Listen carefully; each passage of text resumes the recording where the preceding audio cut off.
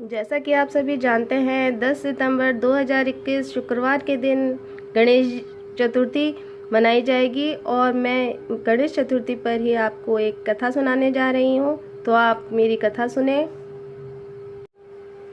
एक बार धन के देवता कुबेर जी को अपने धन पर बहुत अभिमान हो रहा था, तो उन्हें अपने धन को दूसरे व्यक्तियों को बताने की बहुत ही इच्छा हो रही थी और वह अपने धन का प्रदर्शन करना चाहते थे। वह ये चाहते थे कि सभी देवताओं के समक्ष अपने धन को किस प्रकार से वह बताएं, और उनके मन में यह विचार आने लगा।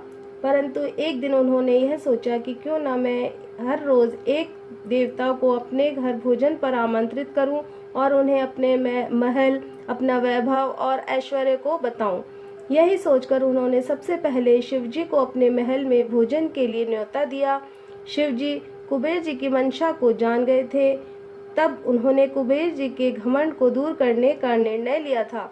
उन्होंने कहा कि मैं तो आपका न्योता स्वीकार नहीं कर पाऊंगा, परंतु अगर आप कहें तो मैं आपके साथ गणेश जी को भेज सकता हूँ। तब कुबेर जी ने सोचा कि मुझे तो अपना वैभव, धन और महल ही दिखाना है, तो मैं शिव जी को ना सही उनके बेटे को ही दिखा दूंगा। मुझे तो अपना वैभव ही दिखाना है, व्यक्ति चाहे कोई भी हो। गणेश जी भी तैयार हो गए और कुबेर जी के साथ गणेश जी उनके महल की ओर रवाना हो गए। उनके महल पहुंचते ही कुबेर जी ने अपना ऐश्वर्य दिखाने की कोशिश की। उन्होंने अपना महल दिखाया और खाना खिलाते समय भी सोने के बर्तनों में ही उन्होंने उनको भोजन परोसा। 56 भोग से भी ज्यादा व्यंजन बनाए गए और गणेश जी के समक्ष रखे गए। गणेश जी भी सब समझ रहे थे, क्योंकि आखिर वह भी बुद्धि के देवता हैं।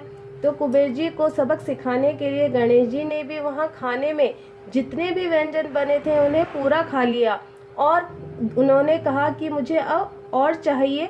तो एक दो बार ऐसा करते ही कुबेर जी भी समझ गए कि गणेश जी मुझे सबक सिखाने के लिए ऐसा कर रहे हैं। तब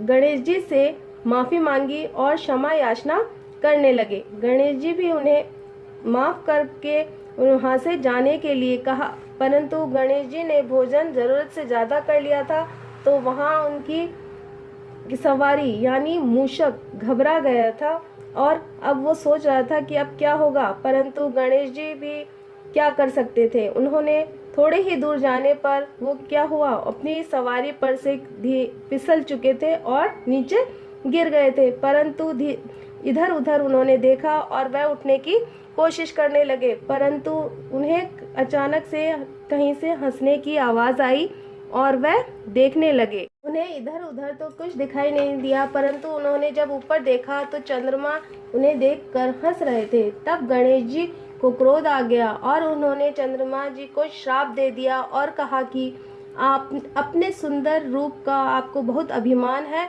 तो मैं आपको श्राप देता हूँ, अब आपका यह रूप नहीं रहेगा। श्राप मिलते ही चंद्रमा जी की क्रांति मीन्स रोशनी क्षीण हो गई और वह क्रांतिहीन हो गए। उनकी सारी रोशनी बंद हो गई, खत्म हो गई। यह देखकर चंद्रमा जी को अपनी गलती का एहसास हुआ। उन्होंने गणेश जी से माफी मांगी। बार बार विनती करने पर भी गणेश जी का गुस्सा शांत नहीं हुआ। आखिर में चंद्रमा जी से क्षमा याचना की। तब गणेश जी को धीरे धीरे उनका गुस्सा कम होने लगा, परंतु उसके बाद गणेश जी बोले कि मेरे श्राप का पूर्ण रूप से तो असर खत्म नहीं होगा, परंतु वहाँ में एक दिन तो आप पर श्राप का पूर्ण असर रहेगा और इस दिन आप किसी को दिखाई नहीं देंगे। तब उन्हें तब से ही चंद्रमा अमावस्या के दिन दिखाई नहीं देता। उसके बाद धीरे धीरे उनकी कलाएं बढ़ती जाती हैं और पूर्णिमा के दिन आप अपने पूर्ण रूप में ही दिखाई देंगे। इसलिए पूर्णिमा के दिन हम चांद को बहुत सुंदर रूप से दिखाई देता है और पूर्णिमा के बाद एकम से लेकर धीरे धीरे चंद्रमा की कलाएं घटती जाती हैं और चंद्रमा बिल्कुल दिखाई नहीं देता। इतनी क्षमा याचना के बाद गणेश जी ने उन्हें एक वरदान भी दिया कि हर गणेश चतुर्थी पर जब मेरी पूजा होगी तब आपकी भी पूजा होगी और तभी चतुर्थी का व्रत पूर्ण माना जाएगा। और तब से ही हम गणेश जी की पूजा के साथ ही चंद्रमा जी को भी हम अर्घ देते हैं, परंतु उस दिन गणेश जी का दिन था, इसलिए आज के दिन गणेश जी में यानी कि गणेश चतुर्थी के दिन अगर हम चंद्रमा को देख लेते हैं तो उससे हम पाप का भागीदार मानते हैं। तब से लेकर आज तक गणेश चतुर्थी पर चंद्रमा के दर्शन नहीं किए जाते और दर्शन जो करता है वह कलंक का या पाप का भागीदार होता है। हे गणेश जी महाराज, कथा अधूरी हो तो पूरी करना और पूरी हो तो मान रखना। इतना कहते हुए मैं अपनी कथा को समाप्त करती हूँ। धन्यवाद। जय हो गणेश जी महाराज की।